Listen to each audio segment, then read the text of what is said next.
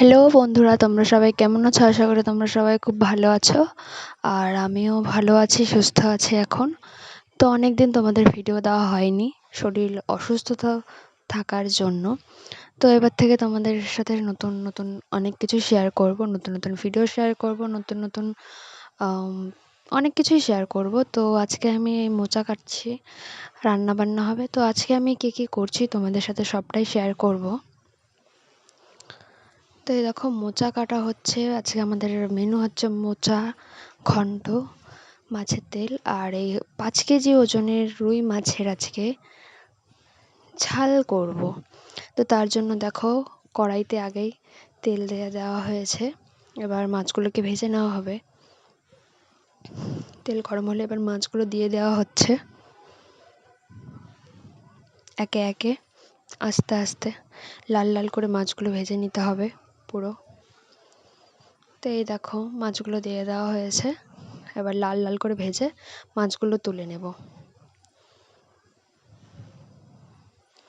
আরও মাছ রয়েছে, তো আস্তে আস্তে সবগুলোই আমাদের ভাজতে হবে।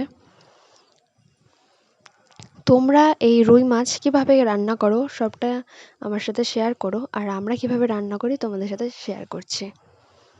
আর রুই মাছ খেতে কার ভালো লাগে, কার কার সবাই কমেন্ট করে জানিও। আমার তো ভীষণই ভালো লাগে রুই কাতলা।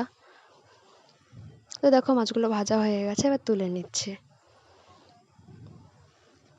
আর এদিকে আদা রসুন পেঁয়াজ এগুলো বেটে নিচ্ছি। আর অবশ্যই গরম মশলা আর জিরেটাও বাটতে হবে, গোটা গরম মশলা আর জিরে। তো ওটাও বেটে নেব। আগে এই রসুন আদা এগুলো ভালো করে বেটে নিতে হবে। আর আমরা হচ্ছে বেশিরভাগ মিক্সিতে করার থেকে এই শিলনোড়া বেটে খাওয়ার যে একটা টেস্ট, আলাদাই টেস্ট। আর গ্যাসের রান্নার যে টেস্ট তার থেকে উনুনের রান্নার আরও বেশি টেস্ট। তো অনেকেই এখন বেশিরভাগ মানুষরাই গ্যাসেই রান্নাই খায়, কজন আর উনুনের রান্না খায়। তো উনুনের রান্নার আগে যেমন মানুষরা খেত এখন খুবই কম খায়। তো দেখো এই দেখো বাটা হয়ে গেছে, আর জিরে ফোড়ন দিয়ে দিয়েছে কড়াইতে। এবার আদা রসুন পেঁয়াজ লঙ্কা যেগুলো বাটা হয়েছিল সবটাই দিয়ে দেওয়া হবে। এই দেখো মশলাটা দিয়ে কষিয়ে নিতে হবে আমাদের, তারপরে আস্তে আস্তে মাছগুলো দিতে হবে।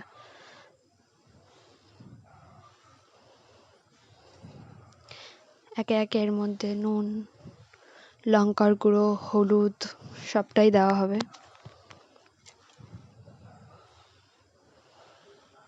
উনুনের রান্নার স্বাদই আলাদা, যে যতই বলুক না কেন। আমার তো এই উনুনের রান্নার টেস্ট অনেক বেশি ভালো লাগে। কার কার ভালো লাগে অবশ্যই কমেন্ট করে জানিও। তো দেখো হলুদ দিয়ে দেওয়া হয়েছে, আর লঙ্কার গুঁড়ো আগেই দেওয়া হয়েছে। তারপর মশলাটাকে কষাতে হবে ভালো করে। দেখতেই পাচ্ছ মশলাটা একদম কষে গেছে। এবার এর মধ্যে একটু জল দিয়ে দিতে হবে। তার আগে অবশ্যই দইটা দিয়ে নিতে হবে, কারণ দইটা তো দেওয়া হয়নি। 4 চামচ দই, মাছের পরিমাণ অনুযায়ী দইটা দিতে হবে। আমাদের যেমন মাছের পরিমাণ ছিল সেই হিসেবে আমরা দইটা দিয়েছি। দই দিলে রান্নায় একটা আলাদাই টেস্ট লাগে। আমার তো ভীষণই ভালো লাগে। তোমাদের ভালো লাগলে অবশ্যই জানিও কমেন্ট করে। তবে দই দেওয়ার পর কষে গেলে মাছগুলোকে দিয়ে দিতে হবে। তার আগে একটুখানি জল দিতে হবে মশলাটার মধ্যে।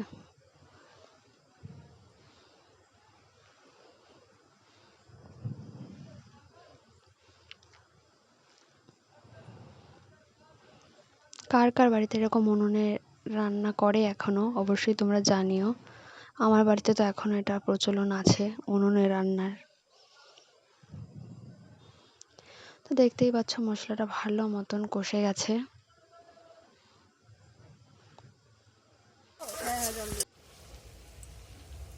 এবার এই দেখো এর মধ্যে একটু জল দিয়ে দেওয়া হয়েছে। এবার এটা ফুটে উঠলে আস্তে আস্তে মাছগুলো আমাদের দিতে হবে।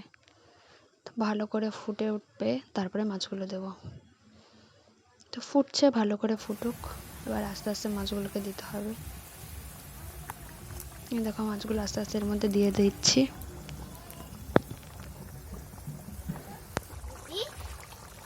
তো প্রায় আমাদের মাছের ঝোল রেডি।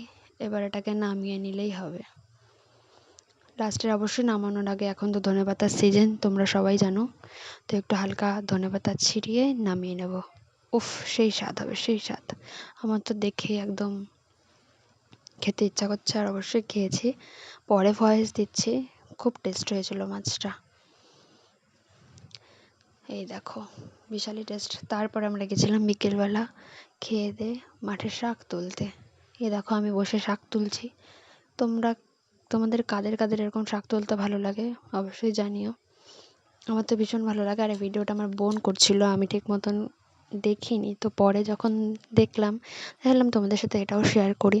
তাই দেখো এখানে কচু গাছও লাগিয়েছে, আর চারিদিকে ধান গাছ ছোট ছোট। আর আমাদের সাথে অনেকেই গেছিলাম আমরা এই মাঠে। আজকে ধনেপাতাও তুলেছি, তো সেটা আর কি ভিডিও করা হয়নি। তো ওটা নেক্সট দিন শেয়ার করব তোমাদের সাথে। আর এই কচু গাছগুলো, এই কচু খেতে কাদের কাদের ভালো লাগে জানিও। আমার তো ভীষণই ভালো লাগে। কচু দিয়ে ইলিশ মাছের মাথা দিয়ে কচু রান্না, সেই স্বাদ সেই স্বাদ। বুঝতেই পারছো যে আমার বোনের পা দেখা যাচ্ছে আর আমি শাক তুলছি। মানে ভিডিওটা করতে পারে না, তাও যাই হোক করেছে, তাই তোমাদের সাথে শেয়ার করলাম। আমি তোকে বারণ করছিলাম ভিডিওটা করার জন্য। তো তারপরে সবাই বলছিল যে চলো দেখতে ধনেপাতা নিয়ে আসি, তাই আমরা আবার ধনেপাতা আনতে গেছিলাম। তো ওটা আর করা হয়নি। আর প্রায় ডুবো ডুবো সূর্য।